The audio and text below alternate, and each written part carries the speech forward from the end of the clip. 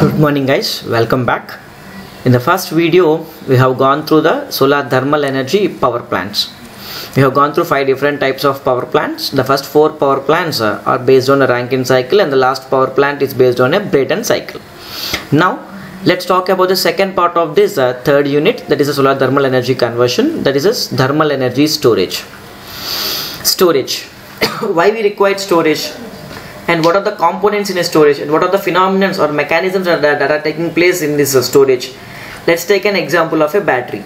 A battery is a storage device. In order to store the energy, first we need to charge the battery. So there is a process called charging, and after the battery is charged, the energy will be stored inside a battery called storage. And whenever we require the energy from the battery, we'll discharge that battery through the load. That is called discharging. So any storage, be it electrical storage or thermal storage, it will be having 3 phenomena or 3 mechanisms. One is a charging, second one is storage, and the third one is discharging, as it is seen in the charging discharging cycle of a thermal energy storage unit, right?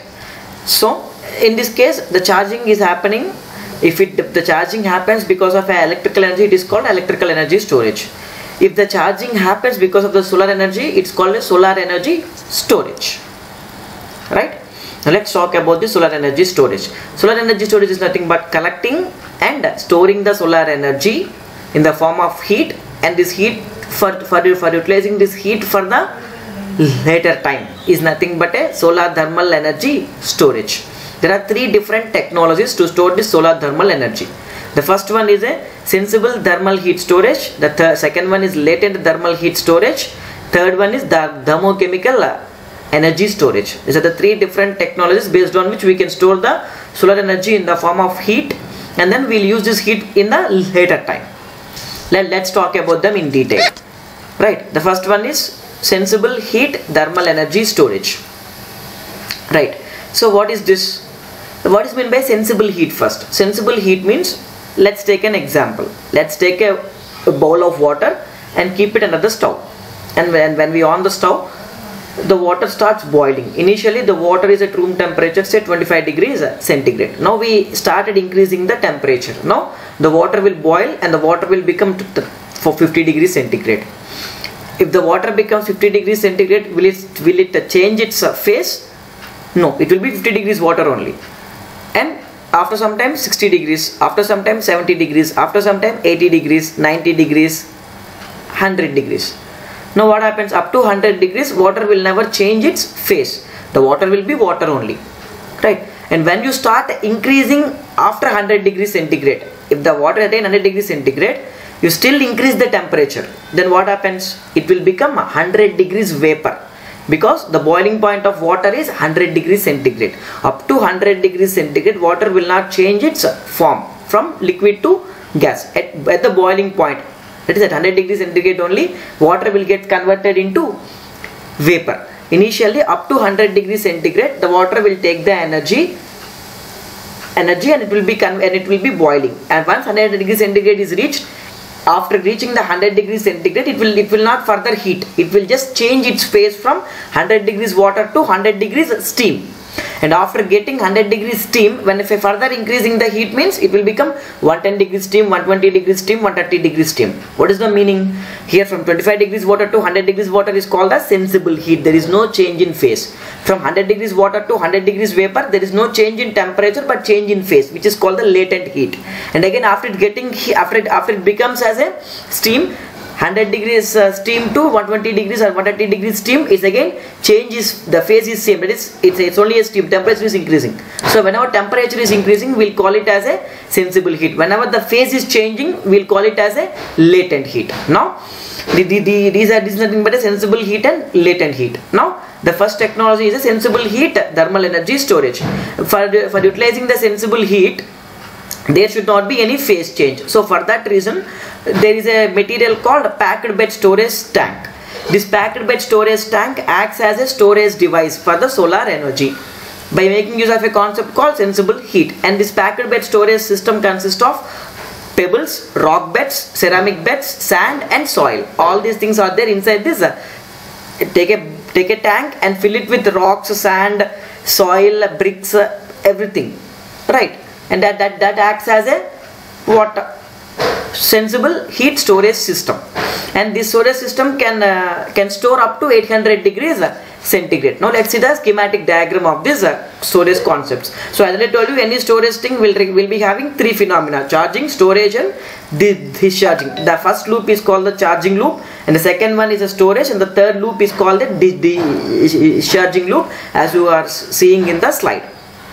Now here, first of all, we will send the air into the solar collector. The solar collector will collect the solar energy and convert this cool air into hot air, and that hot air will be sent into the packed bed storage tank. And in the packed bed storage tank, as we already said, there are pebbles, rocks, soil, bricks, etc. And all these things, all these yellow color bricks, they will absorb the solar energy and store the solar energy in the form of thermal energy, that is heat.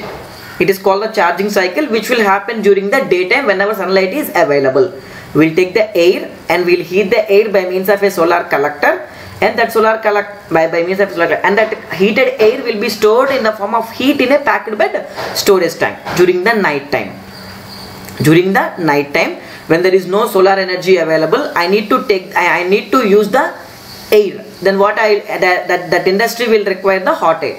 Now what it will do, it will pass the cool air into the packed bed storage tank. Now that cool air will absorb the heat in the packed bed storage tank and become hot air, and that hot air will be sent into the load or the industry where hot air is required during the night time.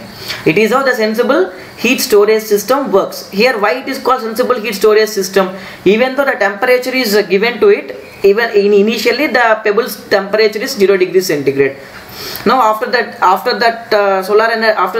pebbles absorb the heat energy, they can reach up to 800 degrees centigrade, but they will not change, they didn't change their phase from solid to liquid or gas, and that's why they didn't change its phase. That is the reason why we call this storage system as a sensible heat storage system. The second one is a latent heat storage system. As I already told you, in the latent heat storage system, temperature will not be increased, but by taking the temperature, the solid will become liquid or liquid will become gas. It is how that thing will take place. That's why this latent heat energy storage system is characterized by the material called phase change material. When you take a phase change material, when you heat a phase change material, it will convert from solid to liquid. When you cool a phase change material, it will convert from liquid to solid again. So while it is converting, you understand the concept, right? Phase change material. Take a solid material. When you heat that material, it will convert into liquid. And once this liquid is there, when you cool this liquid, it will again convert into solid. It is nothing but a phase change material. We will see the application of a phase change material. As we all know that in cities like Delhi, it's a worst climate. Like in the morning time, you will be having 50 degrees centigrade. In the night time, you will be having minus 20 degrees, minus 15 degrees or minus degrees centigrade. So what we will do, we require in a same hotel room or in your home, we require both the air conditioner as well as a heater. A space cooler as well as a space cooler. Space cooler will be used during the morning time, and space heater will be used during the night time. That's that. Instead of using these two, we can use a single material called phase change material inside a room. Let's take a first figure. In the first figure, let's take a room, and in that room I have kept a phase change material at the ceiling of the room. Now what happens? This phase change material is a solid material. Right. Now what happens? Now the temperature inside the room will be around 40 degrees centigrade, because in the morning time the temperature is 40 degrees centigrade. Now the air inside the room will be also 40 degrees centigrade, and that hot air will be absorbed. The hot in this hot air will be absorbed by the phase change material. Initially the phase change material is a solid. By absorbing the temperature in the room, that phase change material will convert into liquid, will becomes liquid. Now in this process, what is happening? The heat which is there inside the room is absorbed by the phase change material, and that is the reason why the room temperature will cool down, and you will get a space cooling experience. During the night time, what happens? We have a cool air. will be around 15 degrees or around -2 degrees or -3 degrees temperatures also available. So that cool air will be there, that we have a cool atmosphere outside. So inside the room also we'll be having a cooler atmosphere only. Now we have a phase change material. In the daytime, that same phase change material was converted into liquid by absorbing the heat in the room and thereby providing a cooling effect into the room. And now the same phase change material now in the liquid form, now which is in the liquid form, will absorb the cooling from the room and it will again convert into solid. Now in this process, when it is converting from liquid to solid, what it is doing, it is absorbing the cooling. So whenever inside the room it is absorbing the cooling, what is there inside it? It is giving the heating effect to the room. If there is a cooling inside the room, if I take away the cooling from the room, what it will become? I will get a heating experience inside the room. It is how it will takes place. So the phase change material changes its phase and both works as a space cooler during the morning time and space heater during the night time. And that morning time we'll call it as a discharging process, evening time we'll call it as a charging process. The same thing is explained here. Right. And then the third one is a thermochemical energy storage. Here the thermal energy will be stored in the form of a chemical reaction. Now what happens? We have a material A, and that material will absorb the heat, will give the heat to the material A. That may be a solar energy or any waste heat.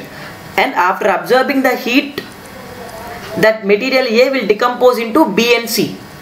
Right. Now B and C, A plus heat gives rise to B plus C. So after adding heat to the material A, it is becoming B and C. Now B and C are the products, are the reaction products. These two reaction products are stored in a separate insulated containers so that they will not be interacting with the surroundings. Right. And after some time, it is happening during the daytime whenever sunlight is available, and during the night time we don't have sunlight available but we require heat. Then what we'll do, we'll combine this B and C. Then what happens, if I combine B and C now I will get A again, plus a heat will be released. Whatever is the amount of heat absorbed by A to become B and C, now when I combine B and C, it will release the same amount of heat when A is produced, and that released heat will be given to the load. It is what is called a thermochemical energy storage. So the charging process is an endothermic process. Endothermic process means charging, that we need to give the solar energy to the material A so that the material A will be becoming into B and C. And then the B and C materials will be stored in a sealed containers to prevent the interactions of the reactant products with the surroundings. And whenever we require the heat again, we'll combine this B and C reaction products again. When B and C are combined again, it will form A plus the amount of heat which is absorbed by A will be released now. The same heat will be utilized for the night time in an industries. It is how the thermal energy will takes place by means of a reversible chemical reactions. That's why it is called a thermochemical energy storage. It is about the second part, that is the solar thermal energy storage. And the third part of it is applications of solar energy that we will discuss in the next slide or in the next video. Thank you.